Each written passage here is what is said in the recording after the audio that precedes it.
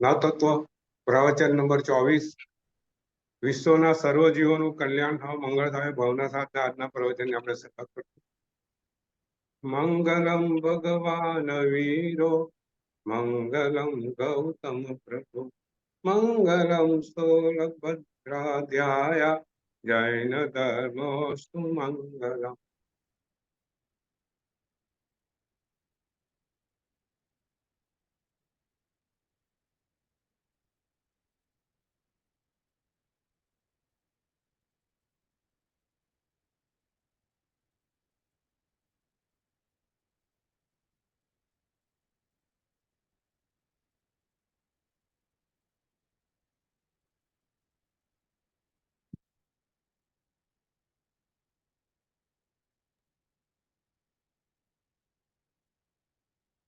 એક સેકન્ડ, એક જોડવા માંગે છે, એમને લિંક મોકલી આપ.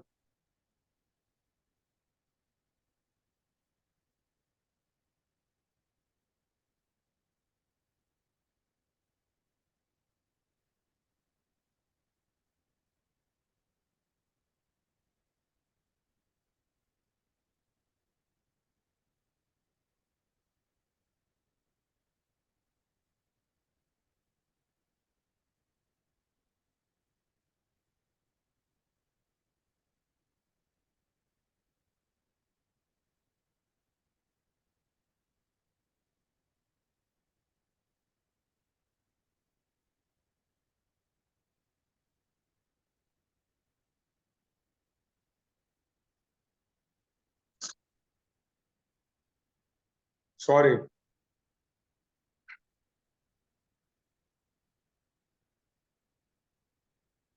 આપણે પ્રાર્થના શરૂઆત કરશું. શિવમસ્તુ સર્વ જગત પરહિત નિરતા ભવન્તુ ભૂતગણા દોષા પ્રયાન્તુ નાશમ સર્વત્ર સુખી ભવતુ લોક. નવતત્વ પ્રવચન નંબર 24.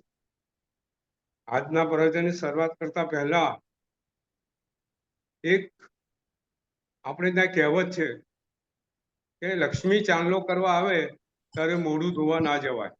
બધાને કહેવત ખબર હશે કે ભાઈ જ્યારે સમય હોય ત્યારે કામ કરી લેવું જોઈએ, ન કરીએ તો આપણે બધા મૂર્ખ કહેવાઈએ.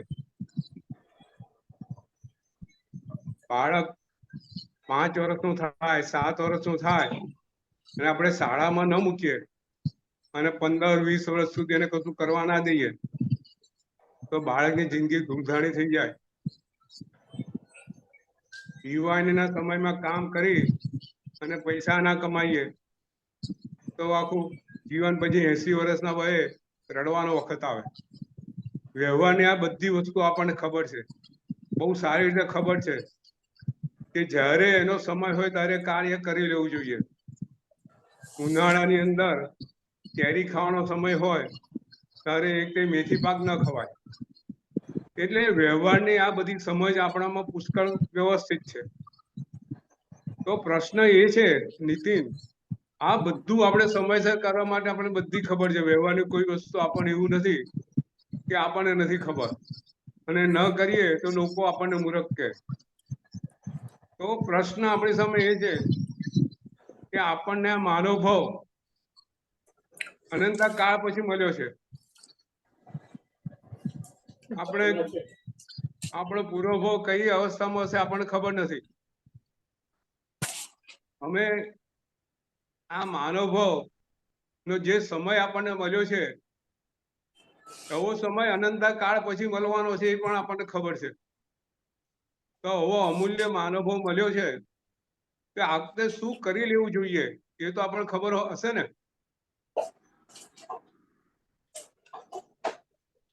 ભાઈ વિદ્યાર્થી બાળક છે તેને સ્કૂલે મૂકવાની ખબર છે, યુવાની છે તો પૈસા કમાવાની ખબર છે, લગ્ન કરવાની ખબર છે, મોટા થઈએ એટલે વિલ બનાવવાની ખબર છે. આ બધી આપણને ખબર છે. ભાઈ મૃત્યુ પહેલા આપણી સંપત્તિનું વિલ કરી દેવું જોઈએ. તો આખું માનવ જીવન પસાર થઈ જાય અને આપણે મૃત્યુ નજીક આવે ત્યારે આપણને ખબર છે કે આપણે માનવ જીવનમાં શું કરવા માટે આવ્યા હતા. આપણને આ મોટી બહુ મુશ્કેલી છે. આપણે માનવ ભાવ મળ્યો તો ખરો. ભગવાને આપણને કીધું કે તું આ માનવ ભાવ લઈને આવ્યો છું તો તારું મુખ્ય કામ જે તે કુસંસ્કારોથી લઈને આવ્યો તે કુસંસ્કારોને દૂર કરવાના છે. તારા આત્મા પર લાગેલા દોષોને દૂર કરવાના છે.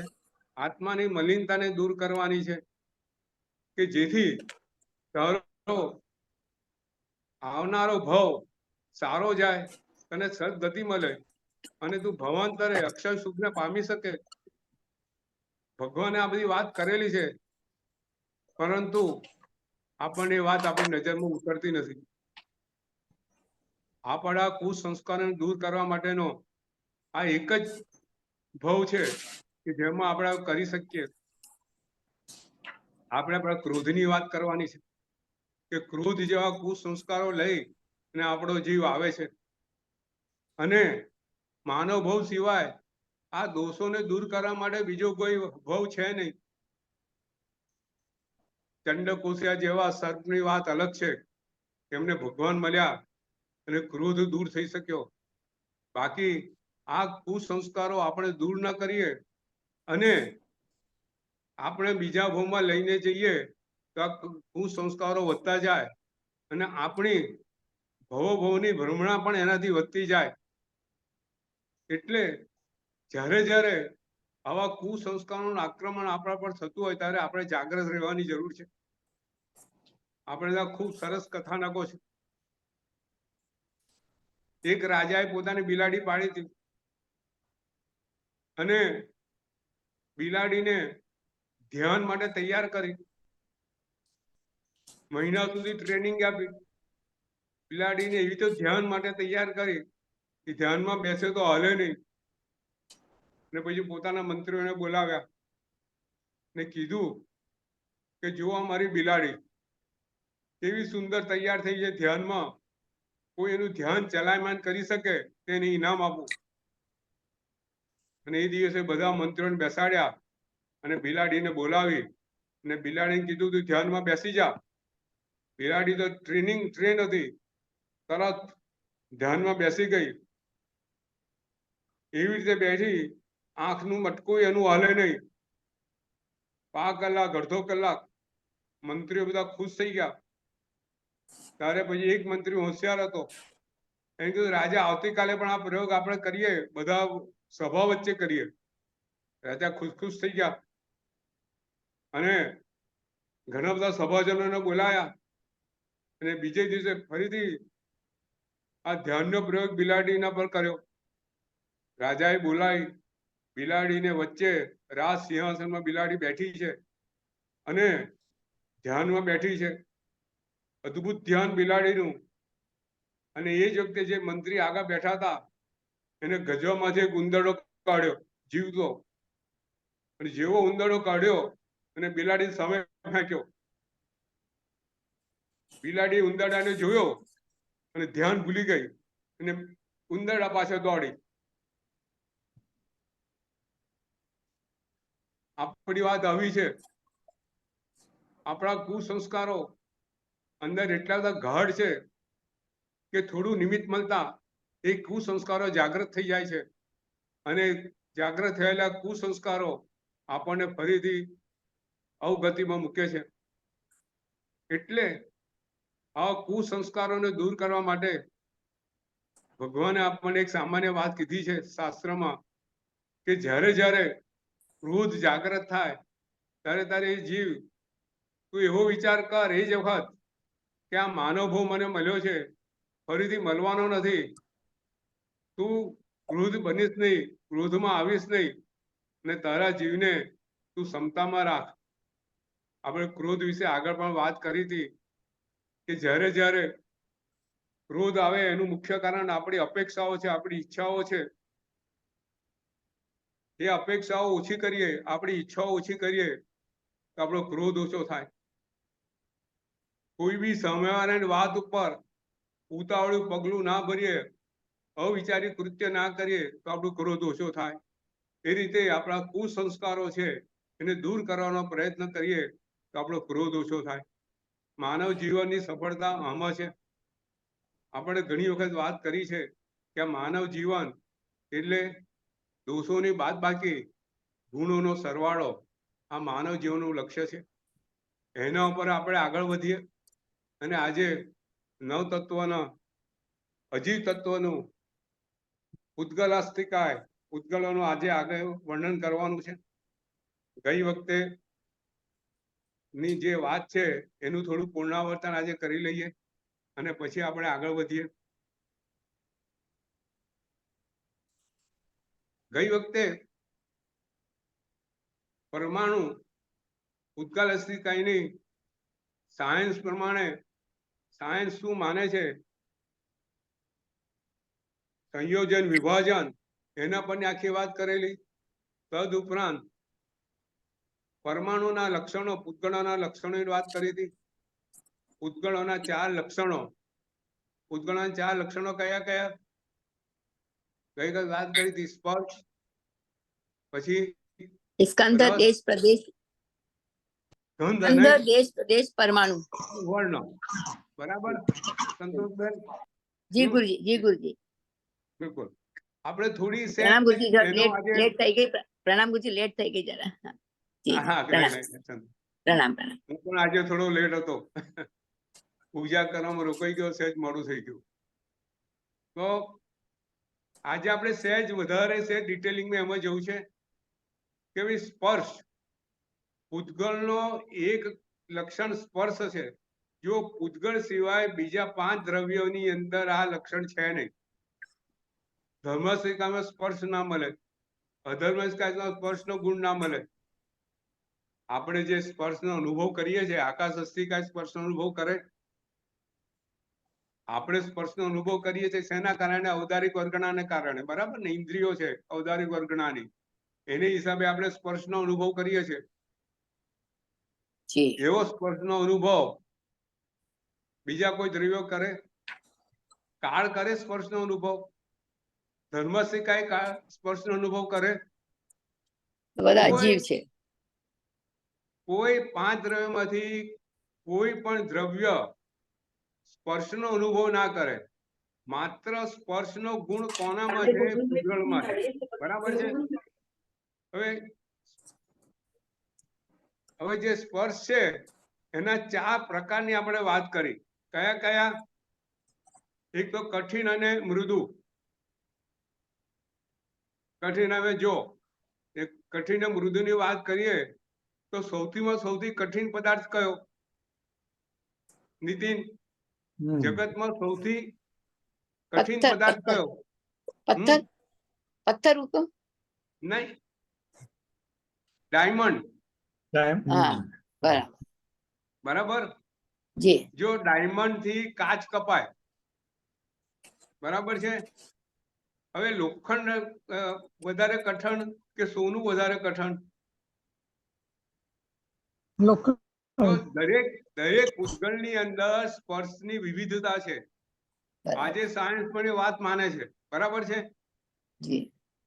લાકડું મૃદુ, લાકડાને કરવત કાપી શકે. બરાબર ને? તો કઠણ અને મૃદુ પૂતગળના લક્ષણો છે અને વિવિધ છે. એના પૂતગળ પ્રમાણે એની અંદર મૃદુતા હોય, કઠણતા હોય. બરાબર છે? પછી બીજું છે ભારેપણું ને હલકાપણું. હવે સૌથી હલકો પદાર્થ કયો?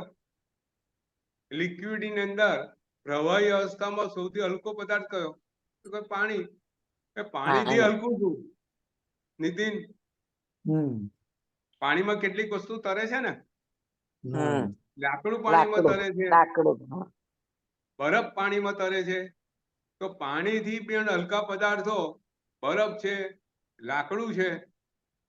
તો આપણે ત્યાં પાણીથી ભારે પદાર્થો કયા?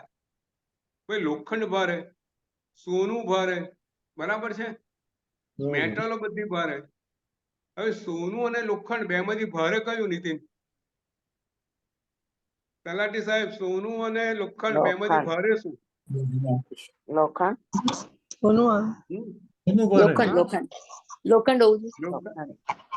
સોનું. જુઓ, આપણે ત્યાં સાયન્સમાં દરેકના ભારેપણા માટે ડેન્સિટીનું માપ આવે છે, ગ્રામ પર સેન્ટીમીટર ક્યુબ. બરાબર નીતિન? હા. તો લોખંડનો ડેન્સિટી કેટલી? 7.8 અને સોનાની 11.17. તો સોનું લોખંડ કરતા ભારે.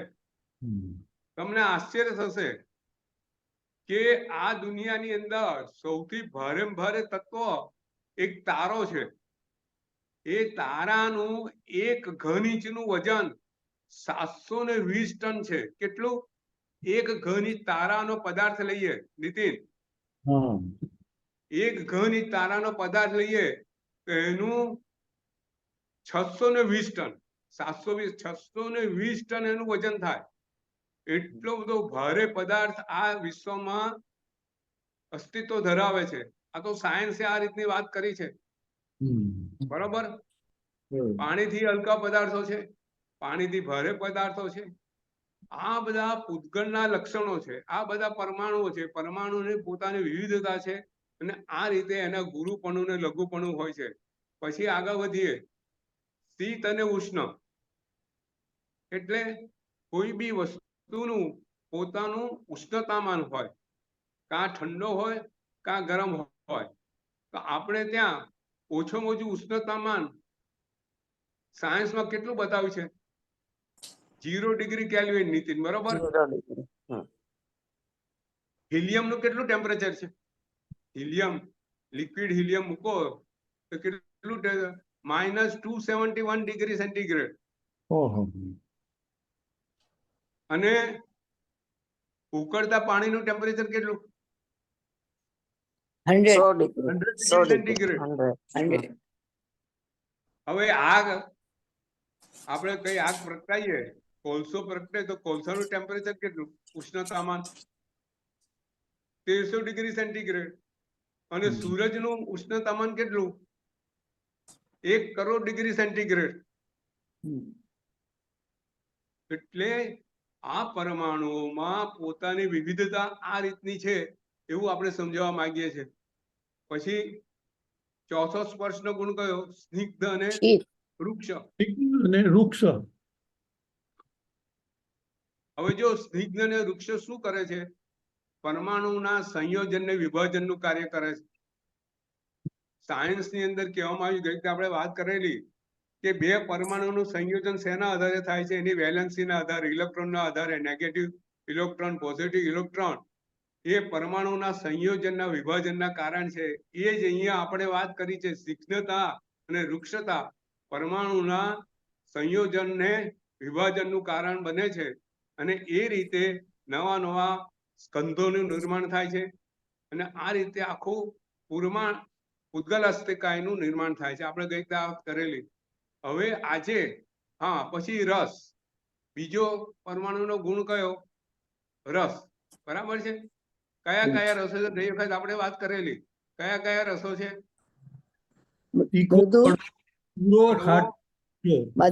ખાટો, તીખો, કસાયેલો, ખાટો અને મીઠો ને તુરો. હવે જો વાત એ કરવાની છે કે બધા પૂતગળની અંદર આ 5 રસ સત્તામાં હોય છે. બરાબર. પણ એક જ વખતે એક જ રસ પ્રગટ થાય છે. અને પ્રગટ થયેલો રસ કેવી રીતે આપણને ખબર પડે છે? તો આપણી રસનાન્દ્રિય છે, જે જીભ છે, જે રસનેન્દ્રિય છે, એ રસનેન્દ્રિયની અંદર એના જે જ્ઞાન તંતુઓ હોય છે, એ જ્ઞાન તંતુઓને આધારે આપણને આ રસની ખબર પડે છે. આપણે ત્યાં અભ્યંતર ઇન્દ્રિયની વાત આપણે ઇન્દ્રિયોની અંદર કરેલી કે અભ્યંતર ઇન્દ્રિય જીભમાં આવેલી છે, જેના દ્વારા આપણને રસનું જ્ઞાન થાય છે. તો મૂળ આ 5 રસો છે. બરાબર. પછી પૂતગલનો ત્રીજો ગુણ કયો? ગંધ. બીજું ગંધ અને ગંધ. ગંધ કેવા પ્રકારની છે? સુગંધ અને દુર્ગંધ. આપણે કેવી રીતે મેઝર કરીએ છીએ? આપણને કેવી રીતે ખબર પડે છે? આપણી ઘ્રાણેન્દ્રિય છે, ઘ્રાણેન્દ્રિયની અંદર જે સૂક્ષ્મ જ્ઞાન તંતુઓ આવેલા છે, એના દ્વારા અભ્યંતર ઇન્દ્રિય આપણે કીધેલી છે. એ અભ્યંતર ઇન્દ્રિયના જ્ઞાન દ્વારા આપણને સુગંધ કે દુર્ગંધ ખબર પડે છે. જુઓ, આપણે ત્યાં લખેલું છે કે ભાઈ આપણે જે આપણી ઘ્રાણેન્દ્રિય છે એના કરતા કૂતરાની ઘ્રાણેન્દ્રિય વધારે તીક્ષ્ણ હોય, બરાબર? કૂતરો ઘ્રાણેન્દ્રિય થી માણસને ઓળખી શકે, પકડી શકે. કોઈ ચોર ચોરી કરીને ગયો હોય, કૂતરો એ જગ્યાએ પહોંચે, એને ઘ્રાણેન્દ્રિય વડે ખબર પડે કે આ માણસની સુગંધ દુર્ગંધ આ છે, અને એ માણસની પાછળ શોધતો શોધતો એ જ માણસને પકડી પાડે, એવી એની ઘ્રાણેન્દ્રિયની શક્તિ છે. તો આ શક્તિ કેવી રીતે આવી? તો લખ્યું છે કે આપણે ત્યાં જે આંતર ઇન્દ્રિય છે એમાંથી જે કોષ ઉત્પન્ન થયા છે ફક્ત ખાલી 1 ઇંચની અંદર હોય છે, જ્યારે કૂતરાની અંદર એ 10 ઇંચની અંદર પથરાયેલા હોય છે. એના દ્વારા એની ઘ્રાણેન્દ્રિય તીવ્ર બને છે, બરાબર છે? જો આજે સ્મોક ડિટેક્ટર કેવી રીતે કામ કરે છે નીતિન? સ્મોક ડિટેક્ટર શું કરે છે? આપણે ઘરમાં હોય છે ને, આજે અમેરિકાની અંદર મોટા ભાગ બધા ઘરોમાં સ્મોક ડિટેક્ટર હોય કે આગ લાગે, થોડું બી બળે તો સ્મોક ડિટેક્ટર એને ડિટેક્ટ કરે, જે બળતો હોય એ ગંધને ડિટેક્ટ કરે અને એલાર્મ આપે, અને જરૂર પડે તો ફાયર એક્સટિંગ્વિશર બી ચાલુ કરી દે. આજે મોટી મોટી ઇન્ડસ્ટ્રીઓમાં જ્યાં જલન પદાર્થો સ્ટોર થતા હોય છે ત્યાં સ્મોક ડિટેક્ટર મૂકવામાં આવે છે અને ફાયર એક્સટિંગ્વિશર સિસ્ટમ મૂકવામાં આવે છે. તો આ બધું શેનાથી કામ કરે છે કે આ પરમાણુ જે ગંધ છે એ પૂતગલ અવસ્થા છે, એ પૂતગલનું લક્ષણ છે, અને એ ગ્રાહ્ય કરી અને આગળ વધે છે. હવે ચોથું કયું છે? ચોથું વર્ણ લક્ષણ વર્ણ વર્ણ. વર્ણ વર્ણ વર્ણ આપણે વાત કરી. વર્ણ વર્ણ કયા કયા હોય 5 છે? 5. 5 કયા કયા? 5 શ્વેત શ્વેત, સફેદ, કૃષ્ણ, હમ, કૃષ્ણ, હમ, લાલ, હમ. પીળો, નીલ. લાલ, નીલો, પીળો. બરાબર. હવે આપણે એક સુંદર વાત અહીંયા શાસ્ત્રમાં કીધેલી છે કે દરેક પરમાણુઓને બેઝિકલી 5 વર્ણ સત્તામાં હોય છે. કોક વખત આપણને કોઈ દાખલો પૂછે, કોઈ રંગો તો 3 જ છે મૂળ, કયા કયા? લાલ, પીળો ને વાદળી. બધા રંગો એમાંથી મળીને થાય, મિશ્રણથી થાય છે. તો આ 5 રંગો તમે કેમ વાત કરો છો? આપણી સામે પ્રશ્ન છે. તો શાસ્ત્રમાં કીધું છે આનો જવાબ આપતા, જે 3 રંગો જે મિશ્રણ થાય છે વાત સાચી છે, એ મિશ્રણ થાય છે, પણ પૂતગળો મૂળભૂતપણે 5 રંગો ધરાવે છે. નીતિન, પૂતગળો મૂળભૂતપણે 5 રંગો ધરાવે છે. 5 રંગો કયા છે એ વાત આપણને એ કરી છે. એક દાખલો આપતા સમજાવે છે કે તમે આયર્નનો રોડ લો. આયર્નનો રોડ કેવો છે? બેઝિકલી કાળા રંગનો છે, બરાબર છે? હવે તેને ઉષ્ણતામાં આપો, એને ગરમ કરો, એટલે પહેલા શું થાય? એમાં ઇન્ફ્રારેડ જનરેટ થાય, બરોબર ને? લાલ કસ પછી એ લાલ રંગનો બને. તો આ લાલ રંગ ક્યાંથી આવ્યો? પૂતગળનો પોતાનો રંગ છે. એટલે પેલા કાળામાંથી, ઇન્ફ્રારેડમાંથી લાલ બન્યો. પછી લાલમાંથી કયો થાય? પીળો. પીળો થાય. પીળામાંથી કેવો થાય? સફેદ થાય. અને સફેદમાંથી નીલો થાય. એટલે આ 5 રંગ પરમાણુમાં એના મૂળભૂત રીતે આવેલા છે. એ રીતે શાસ્ત્રએ આપણને વાત કરેલી છે, બરોબર? હવે આ 4 લક્ષણોને ગઈ વખતે વાત કરેલી. હવે એમાં કોઈ આપણી પાસે પ્રશ્ન હોય તો પૂછો, નહીં તો પછી આજે આપણે પૂતગળના જે બીજા જે પૂતગળો દેખાતા નથી, શાસ્ત્રમાં જેની વાત કરી છે એની આપણે આજે વાત કરવાની છે. કોઈ પ્રશ્ન ખરો? પાર્થિવ, કુંજલબેન, સુરેશભાઈ, સંતોષબેન? આપણે થોડું સાયન્સ સાથે સરખાવવાનો પ્રયત્ન કર્યો છે કે જેથી આપણને પૂતગળના લક્ષણો, રૂપ, રસ, ગંધ ને વર્ણ સાયન્સમાં આજે કેવી રીતે શીખવાડવામાં આવે છે અને આપણા શાસ્ત્રોમાં કેવી રીતે વાત કરી છે, બંનેનો સમન્વય કરવાનો આપણે પ્રયત્ન કર્યો છે. હવે આપણે 5મો રંગ કયો કીધો? કાળો, લાલ, પીળો, સફેદ નીલો, અને નીલો, નીલો નીલો. એટલે લીલો. હા, પાણી જેવો, લીલો. વાદળનો. હા. હા, એટલે થોડો દરેક લીલાશ પૂતગલમાં પડતો આ જ 5 વાદળી. રંગ હોય કે અલગ અલગ હોય? શું? દરેક પૂતગલમાં આ જ 5 રંગ હોય કે અલગ હોય? અલગ જો અલગ હોય સર. સારો પ્રશ્ન છે. દરેક પૂતગળમાં સત્તા રૂપે 5 રંગ હોય. બરાબર છે. જે મૂળભૂત પરમાણુ છે, જે બેઝિક એલિમેન્ટ છે, એને સત્તા રૂપે 5 રંગ હોય, પણ જ્યારે બીજા પરમાણુ સાથે ભેગો થાય ત્યારે એ પરમાણુની પરિસ્થિતિ પ્રમાણે એ મિશ્રણથી એનું રંગ બને. એટલે ધારો કે ગુલાબ છે તો ગુલાબ ઔદારિક શરીર છે, બરાબર છે. તો એ જે પરમાણુનું બનેલું છે એના મિશ્રણથી ગુલાબનો રંગ તૈયાર થાય, બરાબર છે. એટલે જે પરમાણુઓ મળે ને એનો જે મિશ્રણ થાય એ રીતે દરેક પરમાણુનો સત્તા રૂપે એક રંગ બને, બરાબર છે. મૂળ રૂપે એના સ્પેસિફિક એક રંગ બને, સત્તા રૂપે 5 રંગ હોય, બરાબર છે નીતિન? બરોબર.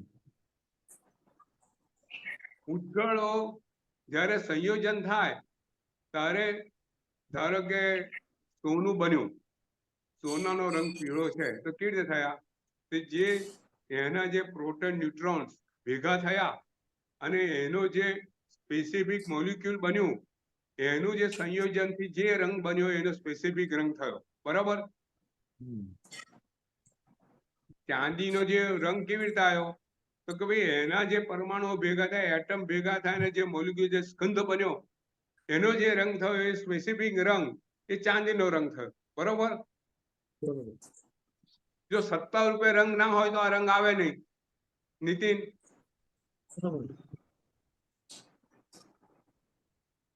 બરોબર છે ઇન્દિરાબેન? જી જી. પણ કોઈનું હા, એટલે સફેદ ને ધારો કોઈનું કે- કાળો, કોઈનું સફેદ કોઈનું કાળું બને, જેમ લોખંડનો કાળો બની જાય અને સોનાનો હા. પીળો બની જાય, તો એ કારણ શું? એના પરમાણુ વધારે હોય છે એટલા માટે? પરમાણુ વધારે હોય એવું નહીં, પરમાણુની સંખ્યા સાથે નહીં, પરમાણુના મૂળભૂત એના વર્ણ સાથે. હા, એટલે પણ જ્યારે વર્ણ તો બધા સંયોજન થાય ને ત્યારે મૂળભૂત સંયોજન રંગ થાય, બધાના અલગ અલગ હોય છે, કોઈ બી 5 હોય. હા, કોઈ બી 5 હોય, પણ જ્યારે સંયોજન કરે ત્યારે એ ત્યારે પરમાણુ ભેગા થઈ એ અને બેના ભેગા સંયોજન થઈને એનો રંગ બરાબર. બને, બરાબર. બરાબર. હમ. એટલે ધારો કે લાલ અને લીલો ભેગો થયો હોય તો કયો રંગ બને? કથ્થાઈ છે. કાળો રંગ બને, હમ. હા. બરાબર છે. પણ ગુરુજી બધામાં 5 છે, બધામાં 5 છે, તો બીજા સત્તારૂપ પછી કેવી? હા, સત્તામાં 5 છે, તો પછી એક હા. બે પરમાણુ ભળ્યા તો પછી કેવી રીતે ખબર પડે કે એને કેવી રીતે મળવાનું છે? એ તો છે ને એની જે આજે સાયન્સમાં એ રીતે સમજાવ્યું છે, એની જે વેલેન્સી હોય, જે ઇલેક્ટ્રોન જે બહાર જે ન્યુક્લિયસ જે દરેક આપણે ત્યાં એટમ છે ને એ ત્રણ વસ્તુનો બનેલો હોય. એટલે આમ બેઝિકલી 2 વસ્તુ, સેન્ટરમાં જે હોય ને ન્યુક્લિયસ કે એ ન્યુક્લિયસ શાનો બનેલો હોય? પ્રોટોન અને ન્યુટ્રોન. હવે જે ન્યુટ્રોન પ્રોટોન એટોમિક નંબર નક્કી કરે, ન્યુટ્રોન માસ નક્કી કરે, એ જે પૂતગળ છે એ એનો કલર નક્કી કરે, બરાબર છે. એ ઇલેક્ટ્રોનનું જે મેચિંગ થાય, બે એ ભેગા થાય ત્યારે એ એટમ ભેગા થઈને મોલિક્યુલ બને, અને જ્યારે મોલિક્યુલ બને ત્યારે બંને એટમનો કલર નક્કી કરી. હા, કેવી રીતે નક્કી થાય એ શાસ્ત્રમાં, આપણા શાસ્ત્રમાં એની વિગતવાર, એટલે જે આપણા અત્યારે જે શાસ્ત્ર વિદ્યમાન જે મેં વાંચ્યા છે એમાં એની કઈ વાત આવતી નથી, છતાં આપણે પૂછી લઈશું કે એ બે કેવી રીતે નક્કી કરે. કે એ જાતે નક્કી ના કરે, એ ઓટોમેટિક નક્કી થાય કે એનો રંગ સફેદ થાય, એનો રંગ લાલ થાય, એનો રંગ ગુલાબી થાય. તો એ જ ખબર પણ નહીં પડી કે એ હા શું કેવી એનું રીતે બેસિક નક્કી નિયમ થાય શું છે એ આપણે એનું જાણીને વાત કરશું આવતી વખત, ઓકે કે વર્ણ કેવી ઓકે. રીતે નક્કી થાય, જી જી ગુરુજી. બરાબર છે. ઓકે, હવે આપણે જે પરમાણુ આપણે ત્યાં બીજા 6 પરમાણુની વાત કરી છે પૂતગળોની, કે જે દ્રષ્ટિગોચર નથી, જે આપણી નજર સામે દેખાતા નથી, છતાં એ પૂતગળો અસ્તિત્વ ધરાવે છે. આપણે બધાને પૂતગળ કીધા છે, તો એ કયા કયા છે? એક શબ્દ છે, સાંભળો શબ્દ. બીજો ઉદ્યોગ. ત્રીજી પ્રભા. ચોથું ઉદ્યોત. ઉદ્યોગ, ઉદ્યોગ આવી ગયો. ચોથું આતાપ. શબ્દ પછી છાયા અને પ્રભા, આવી ગયું અંધકાર. અંધકાર રહી ગયો તો અંધકાર પહેલેથી. શબ્દ, પછી અંધકાર, શબ્દ, અંધકાર, પછી ઉદ્યોત પછી ઉદ્યોત, પ્રભા, ઉદ્યોત, પ્રભા, છાયા આતપ અને અને છાયા. છાયા. છાયા. બરાબર છે. છાયા. જુઓ, એક વસ્તુ સમજો કે હમ. આ 6 માં એક સામ્યતા શું છે? કેમ આ 6 ને અહીંયા લેવામાં આવ્યા છે? કેમ પર્વતને ના લીધો, કેમ લાકડાને ના લીધો? નીતિન, આપણને આ 6 કેમ લેવામાં આવ્યા 9 તત્વોમાં? કારણ કે આ બધા છે ને દ્રષ્ટિગોચર નથી, હમ. આપણી નજર સામે દેખાતા નથી, છતાંય આ પૂતગળ છે એવું સમજાવવા માટે આપણને હમ. ખાસ આ 9 તત્વોમાં આ 6 તત્વો લીધેલા છે. બરોબર છે. ઓકે. જી. આ 6 તત્વો દ્રષ્ટિગોચર નથી, છતાં આપણે પૂતગળ છે શાસ્ત્રમાં સમજાવવા માટે ખાસ આપણને 6 તત્વો પર વિચારણા કરવામાં આવેલી છે.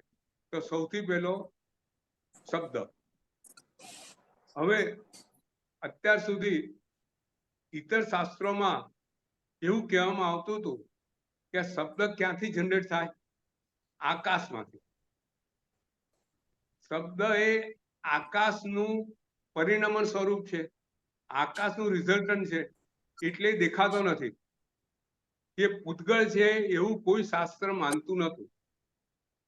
પરંતુ જો આજે ભગવાને પહેલેથી શબ્દને પૂતગળમાં મૂક્યો છે અને આજે વિજ્ઞાને પુરવાર કર્યું છે કે શબ્દ તો પૂતગળ છે. જો શબ્દ કેવી રીતે પકડાય છે? આપણે શ્રોતેન્દ્રિય શબ્દ પકડાય છે ને, તો પૂતગળ જ પકડાય. આકાશને પકડી શકો છો? ધર્મશિખાઈને પકડી શકો છો? નહીં. નહીં. જો બીજું, પથ્થર કશે ફેંકો ભીત ઉપર તો પથ્થર પાછો પડે ને? જી. પથ્થર શું છે? પૂતગલ. પૂતગળ છે. તો હવે તમને ખબર છે કે આપણે બોલીએ તો અવાજના પડઘા પડે છે? પડે છે, કાન ઉપર પડે છે. બરાબર. પડે, બંધ રૂમ હોય કોઈ અવાજ કશે અથડાય ને પાછો આવે તો અવાજ બી શું થયો? પડઘો પડે, પૂતગળ. પૂતગળ થયો. બરાબર. આપણે બોલીએ છે, આપણે કશું બી, હું અત્યારે બોલું છું, એ મોબાઈલના માઇક્રોફોન દ્વારા એ પકડાય છે અને પછી તમારે ત્યાં સ્પીકર દ્વારા એ છોડવામાં આવે છે, તમે એને સાંભળી શકો છો. એટલે આ બધા સાધનો દ્વારા શબ્દ, અવાજ પકડાય છે. તેથી શું થયું? અવાજ પૂતગળ થયો. એટલે આપણે ત્યાં ધ્વનિને પૂતગળ કહેવામાં આવ્યો છે. બરોબર છે. ખ્યાલ આવી ગયો? બસ આપણે ફક્ત ત્યાં પકડાય છે એટલા માટે, પકડાય છે એટલા માટે પૂતગલ. હા, પકડાય. સી વસ્તુ પકડાય? અથડાય છે. એના બધા ગુણો છે. જો સંગીતની અંદર તમને ખબર છે, સંગીતની અંદર કેવા ગુણ છે? આપણા રોગને પણ દૂર કરી શકે. બરાબર છે. બરાબર છે. તો આ બધા પૂતગળો છે. પૂતગળ સિવાય ધર્મશિખાય અરૂપી વસ્તુ, જો અરૂપી હોય અને જેનામાં ગંધ, વર્ણ, રસ કશું હોય નહીં, એ વસ્તુ આ ક્રિયા કેવી રીતે કરે? પૂતગળ હોય એ જ આ વસ્તુ ક્રિયા કરે. આકાશ કશે અથડાઈને પાછો આવે એવું કોઈ દ્રવ્ય ખરું? નહીં ને. તો પૂતગળની આ લક્ષણો છે, એ જ લક્ષણ શબ્દમાં છે અને માટે જ શબ્દને પૂતગળ કીધેલો છે. આપણે ઘણી ઘણી વાતો આવે છે, સંગીતની વાતો આવે છે કે સંગીત સાંભળતા આપણા ઘણા ઘણા રોગો મટી જાય. તાનસેને જો આ પ્રશ્ન આવ્યો એટલે તાનસેન નું સંગીત એવું હતું, એક વખત એને દીપક અકબર મહારાજે કીધું કે ભાઈ તું દીપક રાગ ગા. તાનસેને ના પાડી કે દીપક રાગ બહુ અઘરો છે, હું ગઈ તો બધા દીપકો બધા પ્રગટી જશે. મને ખબર, મેં કોઈ એનો પ્રયોગ કર્યો નથી, પણ બહુ બહુ શક્તિવાળો રાગ છે, એનાથી અગ્નિ પ્રગટી શકે છે. અકબર બાદશાહે આ બનેલી ઘટના છે. અકબર બાદશાહે એને ઇન્સિસ્ટ કર્યું કે ના, તું કોઈ બી હિસાબે તું મને દીપક રાગ સંભળાવીને બતાવ. અને તાનસેને દીપક રાગ પોતે ગાવાનું ચાલુ કર્યું. ગાતા ગયા, ગાતા ગયા, ગાતા ગયા. અને જ્યારે એની સર્વોચ્ચ કક્ષાએ પહોંચ્યા ત્યારે ત્યાં બધા દીપક મૂકેલા હતા એમની આજુબાજુ. એ બધા દીપક પ્રગટી ગયા. પ્રગટી તો ગયા, પણ મુશ્કેલી શું થઈ? એની તાનસેને દીપક રાગ પ્રગટી ગયા, તાનસેને બંધ કર્યું, પણ જે એની જે આગ હતી એ તાનસેનનું શરીર એ જ ગરમીની અંદર શેકાવા માંડ્યું અને પોતાને ખબર ના પડી કે હવે મારી આ ગરમી કેવી રીતે દૂર કરું. અકબર રાજા વિમાસનમાં પડી ગયા કે તાનસેનના શરીરમાં આટલી બધી ગરમી છે, એને સહન થતી નથી, એનું કેવી રીતે દૂર કરું. બીજા ગવૈયાને બોલાયા, વૈદ્યોને બોલાવ્યા, કોઈની કારી ચાલી નહીં. ત્યારે આ પ્રસંગ બનેલો છે. ગુજરાતની અંદર તાના અને રીરી નામની બે બહેનો હતી. સંગીતની અંદર ખૂબ જ જાણીતી. અને કોકે અકબર રાજાને કીધું કે તમે તાના રીરીને બોલાવો. અને તાના રીરી ત્યાં આવી. દિલ્હીમાં તાના રીરીને બોલાવવામાં આવ્યા. તાના રીરી બંને બહેનોએ ત્યાં મલ્હાર રાગ ગાયો. અને મલ્હાર રાગથી તાનસેન બેઠો હતો અને ઉત્કૃષ્ટતા મલ્હાર રાગની તે સુધી આવી કે તાનસેન ઉપર વરસાદ વરસવા પાડ્યો. એવું શીતળતા વરસી કે એના શરીરમાં જે આગ હતી એ શાંત પામી. એટલે કે અવાજની અંદર આ તાકાત છે. આજે બોમ્બ ફોડીએ છે, મોટા મોટા ફટાકડા ફૂટે છે, કે અવાજની કેટલી તાકાત છે. આજે મોટા મોટા અવાજ આપણા કાનને પણ બહેરા કરી દેશે. તો પૂતગળ સિવાય આ કશું શક્ય નથી. પૂતગળ સિવાય આ કોઈની તાકાત નથી. જે રીતે પથ્થર આપણને વાગે અને પથ્થરથી આપણે શરીરને નુકસાન થાય, આપણે ઘાયલ થઈ જઈએ, ઇન્જર્ડ થઈ જઈએ, એવી રીતે અવાજોથી આપણને નુકસાન થાય છે. અવાજ, ભારે અવાજથી માણસ મરી પણ જાય છે. બરોબર ને નીતિન? આપણે ત્યાં અવાજ કેટલા ડેસિબલ હોય એનું માપ આપેલું છે કે 1 મીટરથી અંદર, મારા 1 metre Nitin, I think it is 1 metre, એમાં 80 ડેસિબલ થી વધારે પ્રમાણ ન હોવું જોઈએ, નહીં તો એ અવાજ આપણા શરીરને નુકસાન કરે છે.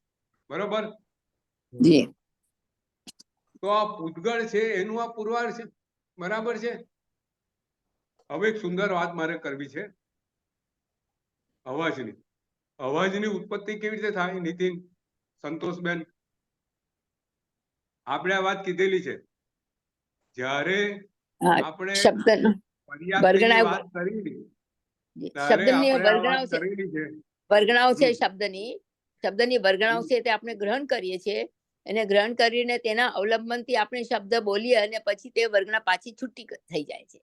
બરાબર, સુંદર. જુઓ, શબ્દની ઉત્પત્તિ આપણે ત્યાં શબ્દના પ્રકાર બતાવે છે એની આપણે વાત કરીએ, પણ શબ્દની ઉત્પત્તિ કેવી રીતે થાય છે એની આપણે વાત કરવાની છે.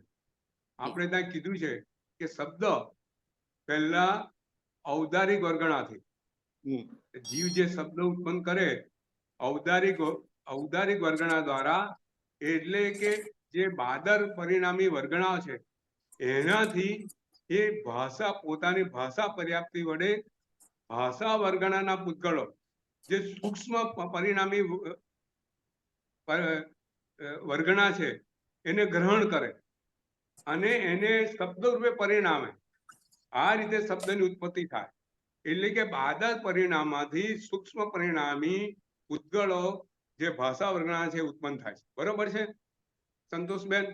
જી જી. પાર્થિવ ખ્યાલ આવ્યો? હા જી અંકલ. હા, ઓકે. કુંજલબેન, શબ્દની ઉત્પત્તિ આપણે આપણી ભાષા પર્યાપ્તિની જે શક્તિ છે એના વડે ઔદારિક વર્ગણાઓથી આપણે જ્યારે ભાષાના પૂતગળો સૂક્ષ્મ છે, અતિ સૂક્ષ્મ છે, સૂક્ષ્મ પૂતગળોને ગ્રહણ કરીએ છીએ અને ભાષા રૂપે એનું પરિવર્તન કરીએ છીએ, કન્વર્ઝન કરીએ છીએ, ભાષા રૂપે એનું પરિણમન કરીએ છીએ. એ ભાષા પૂતગળો એ ધ્વનિ કહેવાય. બરોબર છે? હવે આપણે ધ્વનિના પ્રકારો, આપણે બહુ સુંદર વાત કરી છે કે ધ્વનિના ગુરુજી પ્રકાર. ગુરુજી આપણે આજે, હા ગુરુજી, દેવતાઓ છે દેવતાઓ છે તે બેક્રિય વર્ગણા વડે તે પૂતગલો ગ્રહણ કરે હા. પાછાના. વૈક્રિય વર્ગણા વડે. વૈક્રિય વર્ગણા બી બાધા વર્ગણાઓ છે. ઓકે ઓકે જી બરાબર છે. જી દાનાઓ ચીસો પાડે એ વૈક્રિય વર્ગણા વડે. બરાબર છે. તો આપણે ત્યાં બહુ સુંદર બધી ધ્વનિની વાત કરી છે. હવે જી ધ્વનિના 3 પ્રકાર બતાયા છે. એક સચિત, એક અચિત અને એક મિશ્ર. કયા મિશ્ર કયા? સચિત અચિત મિશ્ર. સચિત એટલે આપણે જે અચિત અને મિશ્ર. સચિત એટલે જે હવે જીવ આપણે મુક્તિ જે બોલે બોલીએ છે એ સચિત. એ સચિત. જી હવે બે બે પૂતગળો છે, બે સ્કંધો છે. બે સ્કંધો એટલે બે પથ્થર અથડાય અને જે એટલે અવાજ અવાજ આવે એ એ અચિત. અચિત. કારણ કે બંને અચિતમાંથી ઉત્પન્ન થયા છે. બરાબર. જી જી આકાશમાં બે વાદળ ભટકાય અને અવાજ ઉત્પન્ન થાય એ કેવો કહેવાય? અચિત. અચિત. નીતિન બરોબર. બરોબર. અને મિશ્ર અવાજ એટલે એટલે જી પોતે દ્વારા જીવ વગાડે વીણા વગેરે વગાડે જી પૂતગળ કોઈ બી સાધન ઉપયોગ કરે પૂતગળનો અને એના દ્વારા જે અવાજ આવે એ શું કહેવાય? મિશ્ર. ધારો કે બાંસરી વડે જે અવાજ ઉત્પન્ન થાય એ કેવો કહેવાય? મિશ્ર. એ મિશ્ર મિશ્ર હાર્મોનિયમ વડે અવાજ ઉત્પન્ન થાય કેવો કહેવાય? મિશ્ર. મિશ્ર. બરાબર છે. તો સચિત અવાજ આપણે બોલીએ છીએ, પ્રાણીઓ બોલે છે, એ બધું કહેવાય સચિત અવાજ. પછી બે પથ્થરો નો અવાજ, રસ્તામાં કઈ ભડાકો થયો, બરાબર, અચિત મોટા અચિત ધડાકા થયા, બોમ્બ ફૂટ્યો, એ કહેવાય અચિત. અચિત. બરાબર છે. અને બાંસરી અવાજ, હાર્મોનિયમ અવાજ આપણે મંજીરા વગાડીએ એ કેવો કહેવાય?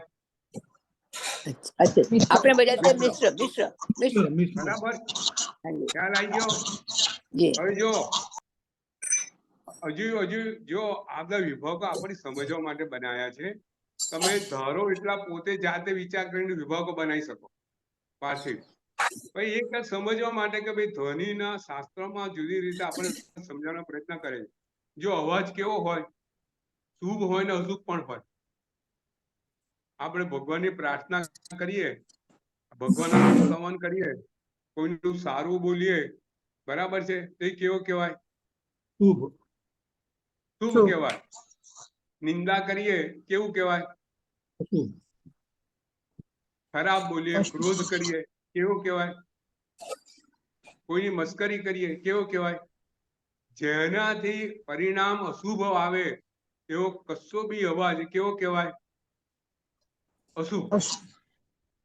અને જેનાથી પરિણામ સામેના હૃદયમાં શુભ આવે, આપણા હૃદયમાં શુભ આવે, એ કેવો કહેવાય? શુભ શબ્દ. એટલે શુભ ધ્વનિ ને અશુભ ધ્વનિ. જો દ્રૌપદી એક વાક્ય બોલી, દુર્યોધનને લાગ્યું કે આ પાણી છે, એટલે પોતાનો વસ્ત્ર ઊંચા કર્યા, એ દ્રૌપદી હસવા માંડી. બીજે ઠેકાણે પાણી હતું, પણ એવું લાગતું હતું કે ત્યાં પથ્થર છે. તો ત્યાં દુર્યોધન પગ મૂકવા ગયો અને પાણી હતું, પલ્લી ગયો અને લપસી પડ્યો. તે દ્રૌપદી આમ તો એનો દિયર થાય, એટલે દ્રૌપદી મસ્કરીમાં બોલી કે આંધળાના છોકરા કહેવાય અંધ હોય. દ્રૌપદી બોલી, હસતા બોલી કે ભાઈ આંધળા છોકરા તો અંધ જ હોય. અને દુર્યોધનને ખોટું લાગી ગયું, એનું અપમાન થયું. દુર્યોધનનો સ્વભાવ એવો હતો, એનો અહંકાર હતો, અભિમાની હતો, એને આ વસ્તુ સહન ના થઈ. અને ત્યારે જ એને દ્રૌપદીનો બદલો લેવાનું નક્કી કર્યું, અને જેનાથી મહાભારતનું મંડાણ થયું. એટલે કે અશુભ શબ્દો આપણે ત્યાં ઘરની અંદર વાતાવરણમાં કેવા પ્રસંગોમાં ઘણી વખત મોઢામાંથી એવા શબ્દો બોલાઈ જાય જેથી ઝઘડા થાય, મનદુખ થાય, કાયમ માટેના સંબંધો પણ નો નાશ પામે. ક્રોધમાં આપણે બોલીએ છીએ, ક્રોધથી જે કંઈ બોલીએ, ક્રોધથી જે કંઈ ક્રિયા કરીએ, આ બધું અશુભ છે. તો ભગવાને કીધું કે ધ્વનિ, આ શબ્દ શુભ હોય અને અશુભ હોય. આપણો પ્રયત્ન હંમેશા શુભ શબ્દો બોલવાનો હોય. બરાબર છે. હજુ આગળ તો જઈએ. અંકલ એક ક્વેશ્ચન હતો કે હા, આ જે પૂતગળના 4 લક્ષણ છે, એ આ જે આ જે ઇનવિઝિબલ પૂતગલ છે એમને લાગુ ના પડે, સ્પર્શ, ગંધ, રસ અને વર્ણ બધું હોય, દ્રષ્ટિગોચર ના હોય એને? બધું હોય. જે પૂતગળો હોય, જો તમને છે ને જ્યાં સંગીત છે ને, સંગીતનો રંગ બી હોય. અમુક એક્સપેરિમેન્ટ થયા છે કે જેનાથી જેવું સંગીત હોય એના એવા કલર ઉભા થાય. બરાબર, એટલે આપણે નથી જોઈ શકતા પણ એ હોય તો ખરું છે. હા, આપણે જોઈ ના શકીએ. એમાં વર્ણ, રસ, ગંધ અને સ્પર્શ બધું હોય. કોઈ ધ્વનિનો સ્પર્શ આપણે શીતળતા પ્રગટાવે, કોઈ ધ્વનિનો સ્પર્શ આપણામાં ગરમી ઉત્પન્ન કરે. બરાબર કે નહીં? બરાબર. બરાબર. હવે જુઓ, ધ્વનિના આગળ પ્રકાર કીધા છે, વ્યક્ત અને અવ્યક્ત.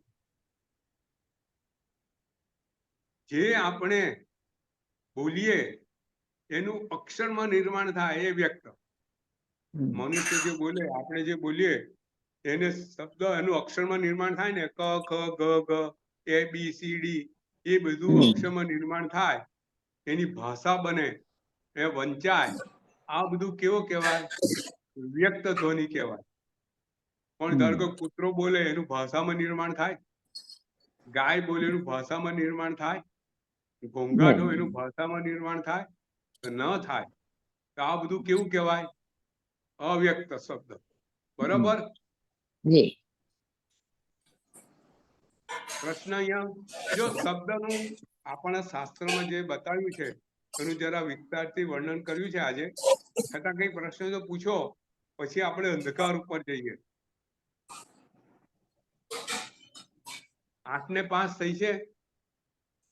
શબ્દનું આજે અંધકાર સહેજ અંધકાર બે વાત કરી, પણ કોઈ પ્રશ્ન તો પહેલા પૂછો.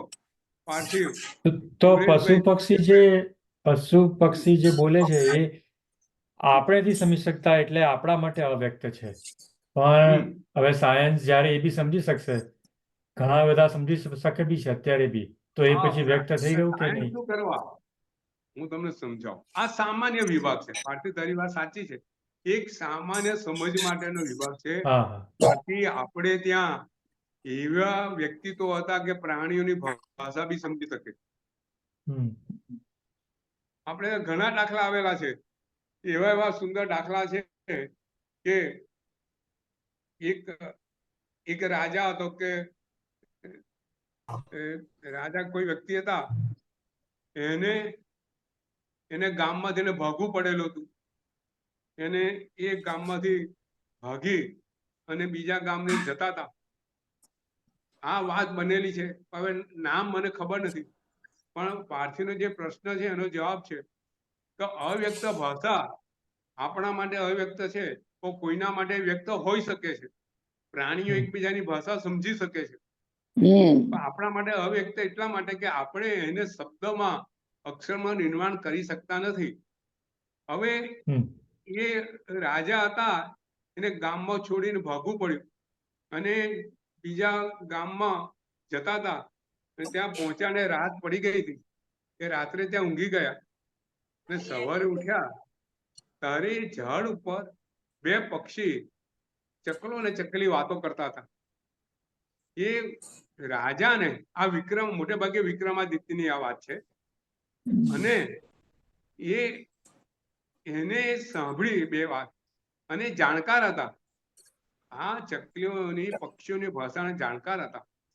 તો જે ચકલા ચકલી બે વાત જે કરી રહ્યા હતા એને એવું કીધું કે આ જે રાજા છે ગામમાં છોડીને આવ્યો છે, પણ જો અહીંથી એ આ ગામે જશે તો ત્યાંનો સત્કાર કરવામાં આવશે અને ત્યાં ફરીથી રાજા બની શકશે. રાજાએ સાંભળ્યું, એ પક્ષીઓની ભાષાના નિષ્ણાત હતા, એ સમજી ગયા અને ત્યાંથી એ ગામે પહોંચ્યા. અને ત્યાં બન્યું એવું, જેવા ત્યાં પહોંચ્યા, ગ્રામજનો ત્યાં હાજર હતા. એમને કહેવામાં આવ્યું હતું કે સવારે આ સમયે જે પહેલી વ્યક્તિ આ ડ્રેસમાં આવે એ તમારો ગામનો રાજા.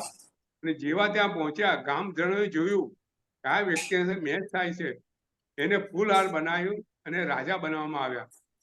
તો આ અવ્યક્ત ભાષા કેટલાક લોકો ઓળખી શકે છે, પકડી શકે છે, તો આપણા માટે અવ્યક્ત હશે એટલા માટે વ્યક્ત હોય છે. એટલે આ પણ એક સામાન્ય વિભાગ છે. પાર્થિવ વાત સાચી છે. એક સામાન્ય રીતે વ્યક્ત અને અવ્યક્ત એ રીતે વિભાગ પાડવામાં આવ્યા છે. બરાબર છે. જી હવે મને 8 ને 7 કે 8 થઈ છે.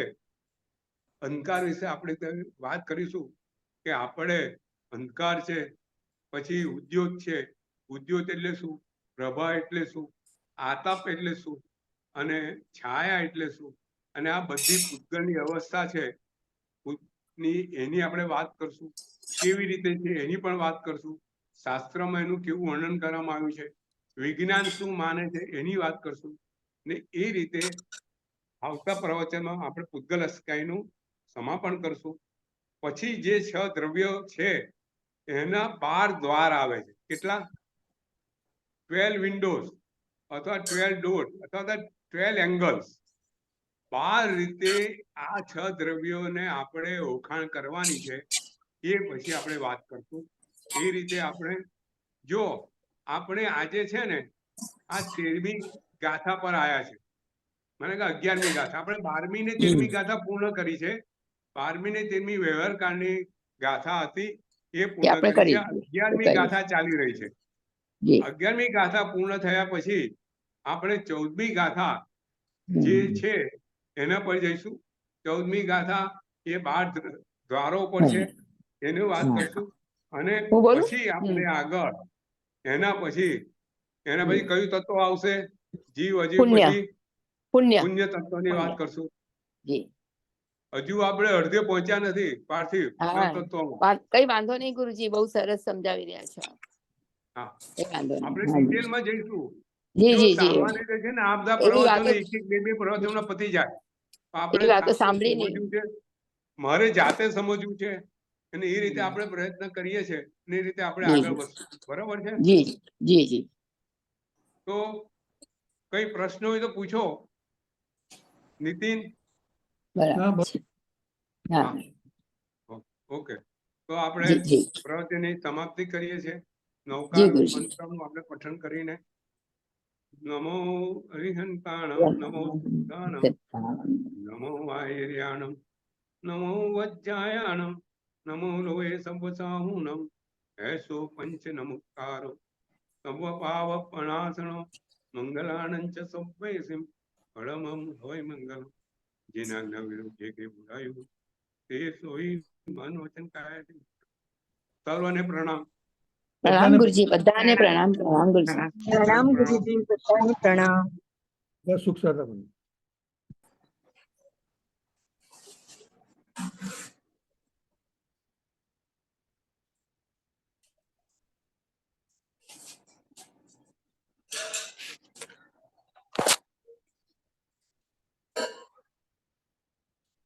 બંધ કરી.